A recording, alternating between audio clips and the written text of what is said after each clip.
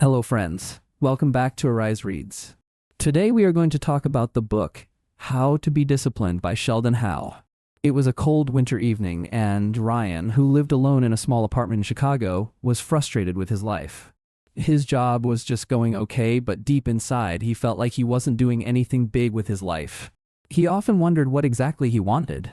One night when he was lying on his bed scrolling through his phone, his eyes landed on a book review. The name of the book was How to Be Disciplined, and the author's name was Sheldon Howe. What a pointless topic, he said to himself. But somewhere inside he felt like maybe this was the book he needed. He immediately ordered the book online. 3 days later, the book was in his hands. Ryan thought, let me just check it out. Why is this book so popular? He took the book and went out to his balcony. A cool breeze was blowing and a cup of coffee was sitting on his table. He opened the book and started reading the first chapter. The name of the first chapter was Set Clear Goals. As soon as Ryan started reading the book, it felt like someone was holding a mirror up to his face. It said establishing clear and achievable goals is the foundation of discipline. Goals provide direction and motivation, making it easier to stay focused and measure progress. Ryan couldn't understand why such a simple thing had never made sense to him before. He would often dream big. One day I'll start my own company, or I'll become an expert in digital marketing, but he had never planned his goals out in detail. He glanced at the next paragraph in the book. It said, if you don't know where you are going, you'll never get there. This one line shook him to his core. That's true, he thought. I always think I want to do something, but I never know exactly what. He closed the book and got up from the balcony and went inside. He chose the quietest corner of his room and sat down with his notebook. He thought that for the first time in his life he would set some clear goals. The first line he wrote was 1. I need to focus on my fitness. I need to lose 10 pounds in the next 6 months. 2. I need to complete 3 advanced digital marketing courses. 3. I need to read 5 new books every month. After writing this, he closed the notebook and felt a strange sense of relief. Doing all of this wasn't going to be easy, but for the first time he had written down his goals so clearly. The next day when he woke up, he tried to start the first goal of his life. He had set the alarm for 6 a.m., but when the alarm went off, he immediately hit the snooze button. 5 more minutes, he told himself. Those 5 minutes turned into an hour before he even realized. When his eyes opened, he looked at the clock on the wall. It was 7:30 a.m. Man, couldn't do it today again, he said to himself in frustration. Then he remembered his book. He took it out and read the first page again. It said failure is a part of the process. Don't be discouraged by small setbacks. Focus on getting back on track. He smiled at himself and said, well, the book already told me this would happen. No worries, starting fresh tomorrow. That evening, he did one more thing. He put up a big chart on his room wall and wrote his goals on it. Next to each goal, he made small boxes. Every time he completed a task, he would check a box. Slowly over the next few days, he started building the habit of waking up early. He went jogging in the park for the first time. Seeing the cool breeze and people running in the park, he felt that he really needed to get serious about his life. After coming back, he read the next part of the book. It said break your goals into smaller, manageable steps. A big goal can feel overwhelming. He thought about it and divided his fitness goal into smaller tasks. First week, I'll just jog for 15 minutes. Second week, 20 minutes, then slowly 30 minutes. The first chapter of the book had become like a guide for his life. Every time he read it, he tried to apply it to his life. But life is never that easy. One day his mom called. She said, why haven't you called in the last 2 weeks? We are so worried here. Ryan suddenly realized he had gotten so lost in his goals that he had completely stopped talking to his family. He immediately called his mom back and listened to her carefully. He thought that maybe setting clear goals doesn't just mean career and fitness, but also balancing your relationships. He took out his notebook and wrote one more line. 4. Call my parents every week and spend time with them. This way, Ryan's life slowly started to change. Every night before going to bed, he would review his day. If he had missed a task, he would add it to the next day's list. The first chapter of the book had made him understand that goals are not just for writing, you have to live them. He learned that goals had given a direction to his life. But the story doesn't end here. Ryan understood that this was just the beginning. The first chapter of Sheldon Howe's book was just a glimpse. He still had the rest of the chapters to read and work on. If you enjoy our free summaries, you can subscribe to our channel, support us through Venmo or PayPal, or become a member of Arise Reads. Now, let's get back to the summary. He smiled at himself and said, now, let's see how this book changes my life. Ryan had done pretty good work on his first goals in the next few days. He felt like his life was slowly getting back on track. Several boxes on his wall chart had been checked, and every check gave him a new energy. He thought that now it was time to read the next chapter of the book. After dinner, he sat in the small corner of his apartment with the book in front of him. He removed the cloth bookmark and turned to the next page. The second lesson was develop a routine. As soon as he read it, he felt this was the one thing that had always been his biggest weakness. His life was so disorganized that nothing ever happened according to plan. Sometimes he would stay up late at night, sometimes he would wake up late in the morning. Weekends would just pass by completely aimlessly. The book said creating a consistent daily routine helps in building habits that reinforce discipline.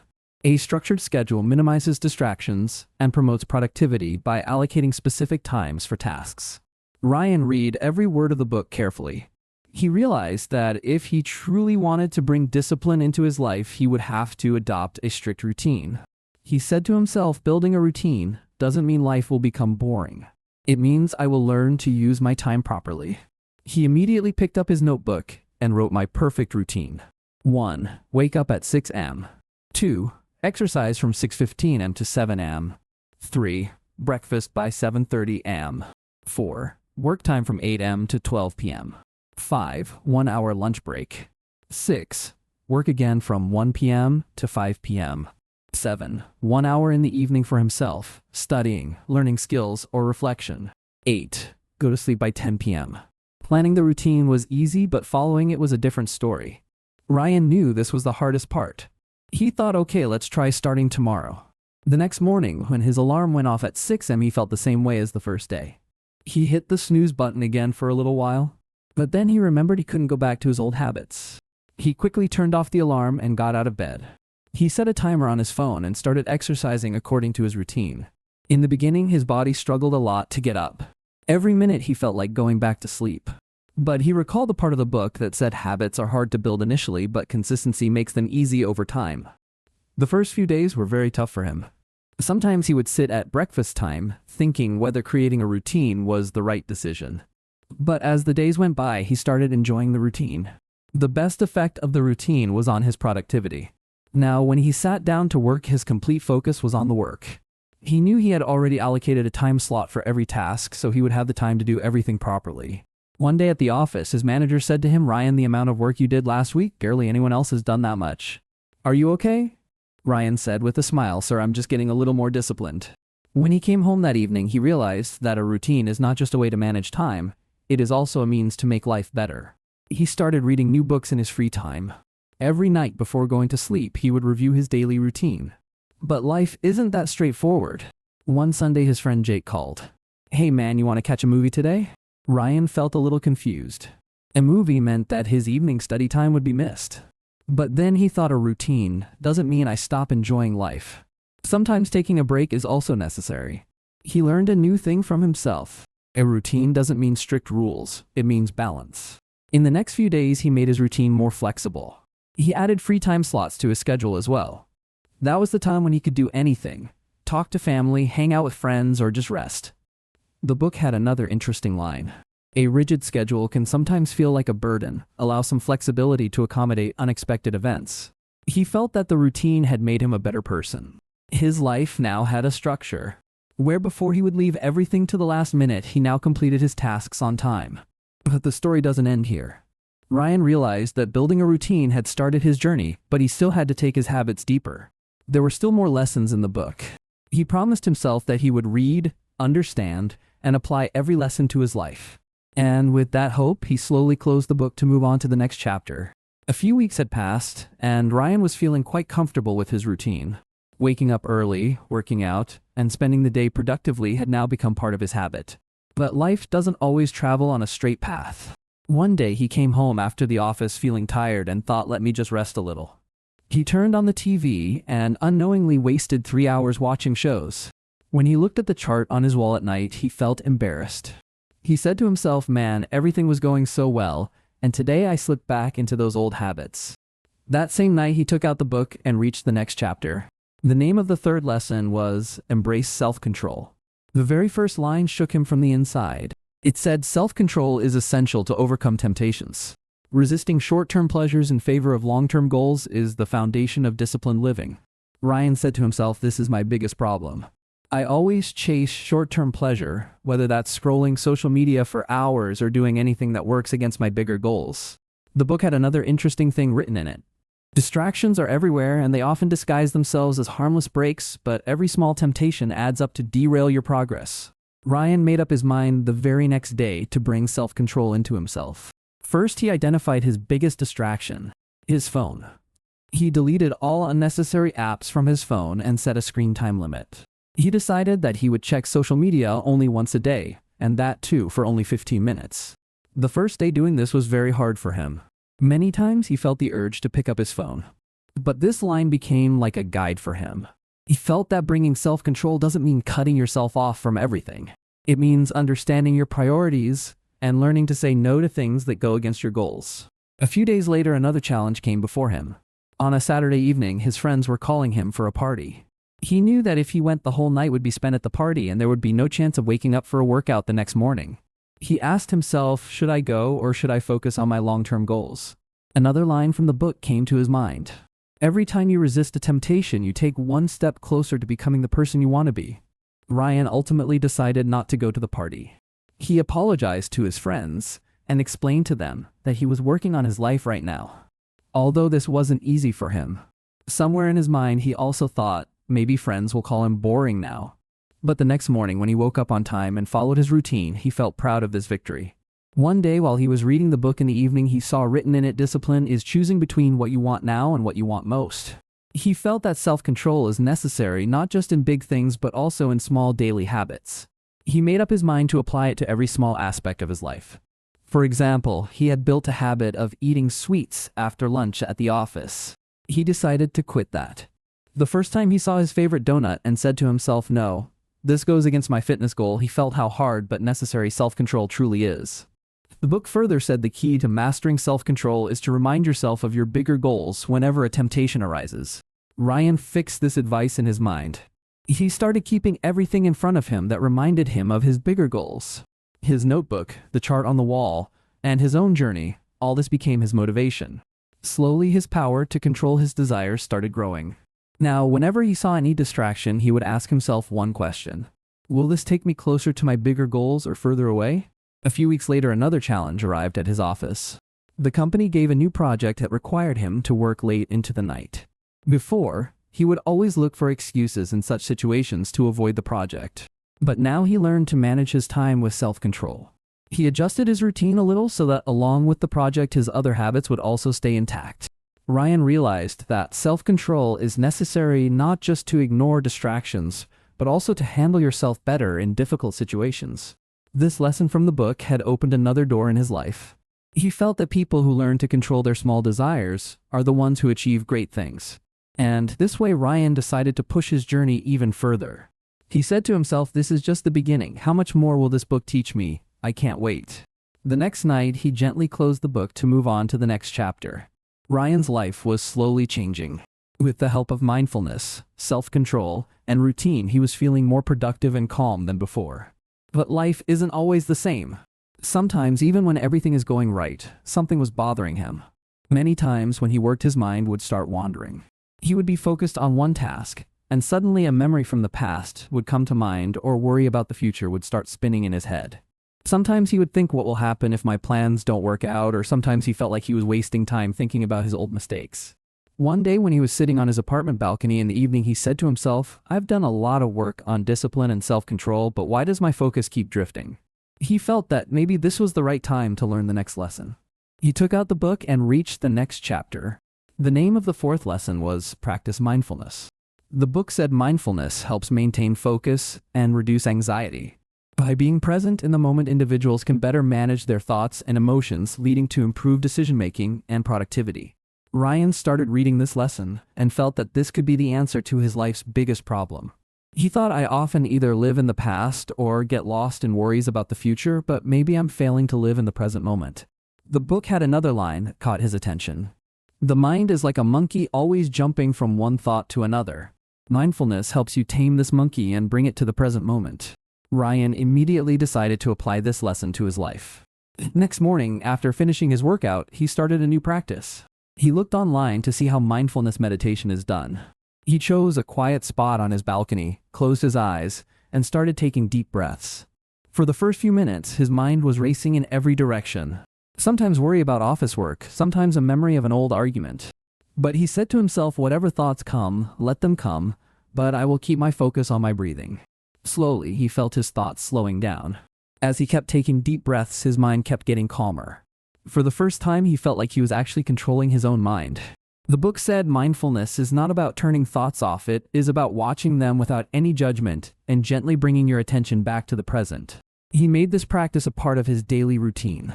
Every morning and before going to sleep at night, he would meditate for 10 minutes. Its effects started showing on his entire life. When he worked in the office, his focus was now better than before. If his attention drifted, he would take a few deep breaths for a moment and prepare himself to focus back on work. One day at the office, a big project arrived. The team lead told everyone that this work would be very hard, and the deadline was also tight. Ryan's teammates got worried, but he kept himself calm. He used his mindfulness practice. While others were nervously talking here and there, Ryan quietly made a plan. He divided his part of the work into small pieces and set a task for each day. The team lead praised him when he saw his calm and organized approach. He remembered another line from the book. Mindfulness not only helps you stay calm under pressure, but also helps you think clearly and make better decisions. The effect of mindfulness was also on his personal life. Before, when he was with friends, his attention was often somewhere else. But now he would be completely present in every conversation. He realized that when you give your 100% attention to the people close to you, relationships also become stronger. One day he called his mom. While she was talking, he made a promise to himself that he would listen to every word of hers carefully. Where before he would just say, yeah, okay, and end the call, now he would respond to what she said and try to understand her feelings. The biggest effect of mindfulness was on his anxiety and stress. Before he would get upset over small things. But now whenever he felt stressed, he would take a deep breath and remind himself, I am in this moment. Whatever is right now is real. Everything else is just a game of my mind. The book had another line that he wrote on the wall of his workspace. The present moment is the only place where life truly exists. Learn to live in it. Slowly, mindfulness became a part of his life. He felt that this one practice had brought depth to his thinking, his work, and his relationships. Now he lived every day with open eyes and an open heart. Ryan understood that mindfulness is not just limited to meditation. It can be present in every moment when you are eating, working, or talking to someone. One evening when he was sitting on his balcony, he looked up at the sky. The sun was setting, and the clouds had turned a soft orange color. He fully felt that moment. Before he would ignore these small things. But now he realized that these little moments are what make life beautiful. This lesson from the book had changed his thinking entirely. He said to himself, if I learn to live every moment with awareness, then maybe every challenge in life will become easier. And with that promise, he closed the book to move on to the next chapter. Ryan's life was slowly getting back on track. With the help of mindfulness, self-control, and routine, he was feeling more productive and peaceful than before. But life doesn't always stay the same. Sometimes, even when you are doing everything right, life throws a challenge. It was his first big responsibility. He had planned everything thoroughly, paid attention to every small detail, discussed things with his team members, and was completely confident about finishing on time. But as the deadline approached, things started falling apart. Some team members started missing their deadlines, and Ryan's own work also started falling behind. No matter how hard he worked, he felt many times more pressure. On the day of the deadline, the project remained incomplete. His manager called him to his office and expressed disappointment. Ryan got very angry at himself. He thought, I worked so hard, yet I still failed. Maybe I'm just not made for this work. That evening, he came home and sat on the balcony feeling like all his hard work had gone to waste. He picked up the book and went to the next chapter. The name of the 5th lesson was Learn from Failures. The very first line made Ryan stop and think. Failure is not the end, it's a stepping stone to success. Discipline involves learning from setbacks rather than being discouraged by them. The book further said every failure carries a lesson with it. It's up to you to find it and use it to grow stronger. Ryan closed the book for a moment and thought, can I really learn from my failure? Is this truly an opportunity to better myself? Over the next few days, he carefully reviewed his project. He thought about what had gone wrong. He found that he had not paid attention to some small details. For example, he had forgotten to do regular check-ins with the team, and many times he had tried to handle everything himself instead of delegating it properly. The book said failures often happen because of overlooked details. Reflect on your mistakes, not to blame yourself, but to improve. Ryan accepted his mistakes. He promised himself that next time he would prepare better. But at the same time, he reminded himself that failing in one project does not question his entire ability. He repeated a line from the book to motivate himself. Failure is a detour, not a dead end. It's a chance to refine your strategy and come back strong. The next week, another project came at the office. Ryan immediately started applying the lessons he had learned from his mistakes. He maintained better communication with the team and solved every small problem at the very beginning. Slowly, he realized that instead of fearing failure, he should see it as a challenge. He felt that hidden behind every failure is a lesson. Another incident gave him the chance to understand this lesson even more deeply. He had been following his habit of waking up early every morning for the past few weeks. But one day, because he had stayed up late at night, he failed to wake up in the morning. He thought, am I going back to my old habits again? Before he would have beaten himself up. But now he adopted the book's advice. He said to himself, this is just one day, I can get back to my routine tomorrow. The book said discipline is not about being perfect every day, it's about bouncing back after setbacks. He made a full effort to get up when the alarm rang the next day and got back on track with his routine. Ryan felt that the best way to deal with failure is to accept it, learn from it, and move forward. He added a new section to his chart called Lessons Learned. Every time he failed at something, he would write there what he had learned from that experience. A few weeks later, Ryan's manager called him in. He said, Ryan, your work has improved tremendously. That project you failed at taught you so much, and that learning is showing in everything you do now. Ryan smiled. He felt that failure was not breaking him, but making him stronger. The book had one more thing written in it. Resilience is built through failures. The more you face setbacks, the stronger you become. This lesson had completely changed Ryan's thinking. Now, whenever he failed at something, instead of panicking or feeling discouraged, he would ask himself, what did I learn from this? One day, when he was sitting in his apartment, he thought about his old friends. Those friends who would sometimes call him a loser when he failed at something. But now he knew that failing is not weakness. He said to himself, failing is necessary. Without failing, I would never learn anything. That evening, he opened the book again. He knew that the next chapter would also have something special for him. But this time, before closing the book, he read the last page one more time, the one that kept reminding him. Failure is just another step on the path to success. Keep stepping forward. And he promised himself that he would embrace every failure and learn from it and keep moving ahead. Ryan had now made 5 lessons from the book a part of his life. Every new lesson was making his thinking better. He had seen himself change a great deal. The man who before would blame himself for every small failure had now taught himself that falling is necessary and getting back up after falling is even more important. But his journey was not yet complete. The last chapter of the book had increased his curiosity. He opened the book again, and this was the word that had mattered the most to him in his life until now. He felt that all his efforts, whether it was setting his goals, building a routine, practicing mindfulness, or learning from successes, all of it only works when it stays consistent. The book said that nothing changes with a one-time effort. Real change comes when we take small steps every day and keep doing them consistently. Ryan thought that consistency, that is, staying constant, had been the hardest thing for him. Many times he would work hard one day and give up the next. Many times he would make a plan but couldn't follow through on it. He understood that maybe this was the reason why many of his dreams had remained unfinished. The book said motivation gets you started, but consistency keeps you going. Even on days when you don't feel like it, showing up matters the most. Ryan took a deep breath. He understood that consistency is a habit, and to build it you have to work hard every single day. He promised himself that now every day, even if it's small, he would take at least one step forward. The next day he made his routine even stricter. Along with waking up early, he gave his day's planning and dedication a new form. He decided that every day he would work on his fitness for 30 minutes no matter how tired he was. He also made a timetable for his work so that he wouldn't miss any deadline. In the beginning, it wasn't easy. Many times it happened that after his morning alarm went off, he just lay in bed. Many times when getting ready for a workout, excuses started coming to his mind. But every time he reminded himself consistency is the most important thing. If I give up today, tomorrow, it will be even harder. Slowly he felt that these small steps were taking him in a new direction. One day at the office, his manager gave him a big project. It was the same type of project he had failed at a few months ago. But this time, instead of fear, there was confidence inside him.